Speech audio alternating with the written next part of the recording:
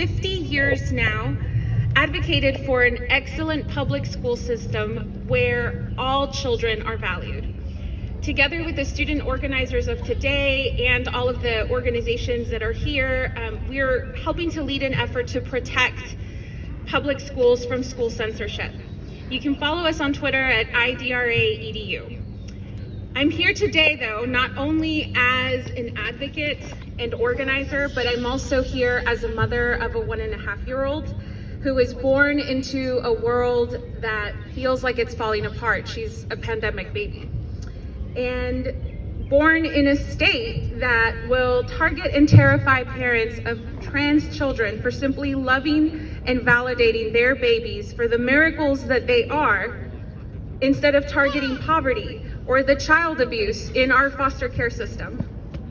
At a time when our children in our state, in our country, in our world are facing seemingly insurmountable challenges, the existential threat of climate change, unending racial and gender violence, unnecessary world hunger.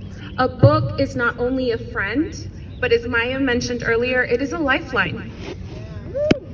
It's why one of authoritarian government's first moves, to Sandy's point, is to ban books, to make us feel small, isolated, and hopeless. A book is a reminder that though we may be living in bleak times, we are not alone. A book is a liberation manual for how our ancestors overcame the existential threats of their times. A book is both a keeper of the resilience of the human spirit and igniter of the flame for radical hope. I will never forget the first book that challenged and transformed me. I was in the 4th grade, and our take-home book was Number the Stars by Lewis Lowry. Many of you all might have already read it. The book is set during World War II, and it follows Anne-Marie, a 10-year-old girl living in Nazi-occupied Denmark with her best friend Ellen, who is Jewish. Even as a 10-year-old girl, Anne-Marie drew courage from her family to confront the evils of discrimination, oppression, and genocide. Through Anne-Marie, 10-year-olds everywhere, but particularly young little girls, understood that children also have the power to create a world where young and old can create an ideal of human decency. As a little Latina born and raised in our over-policed southern border, this knowledge about children overcoming injustice was empowering. I could be like Anne-Marie. I could do something about injustice. And that's why we're here today, because state leaders want to ban books that empower us, that empower you with the tools to do something about injustice. State leaders want to ban books that affirm children, from the child asking questions about why racism exists, to the child asking questions about gender or sexuality. They want to ban all of these books, but we're not going to let them. You all are already not letting them.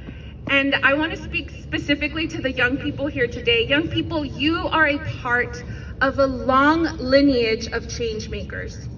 Young people across history have held up a mirror to our country and helped to reveal its flaws. But young people have also demanded and done the necessary organizing work to see it live up to its founding ideals of equality and justice for all. From the Student Nonviolent Coordinating Committee in the 60s that was organizing freedom schools, to the East LA student walkouts that launched the Chicano movement, and the youth today who are part of Black Lives Matter, United We Dream, climate justice organizers, the student gun reform movement organizers. There's a powerful lineage of youth activism that has shaped our country throughout history for the better. And you are part of that history. And that's why we're here, because as adults that are with you, we want to say that we are together with you in solidarity, organizing for a country, for a state where success, like Emerald said, is not determined by the zip code you grew up in, where ideas in classrooms are celebrated and not censored, and where all children are valued, where public education delivers on the promise of a more perfect union. Today is not the beginning, nor is it the end of our struggle. Young people, we are with you in the fight for the freedom to read, and I look forward to seeing you back here when the legislature is in session in January of 2023. Thank you.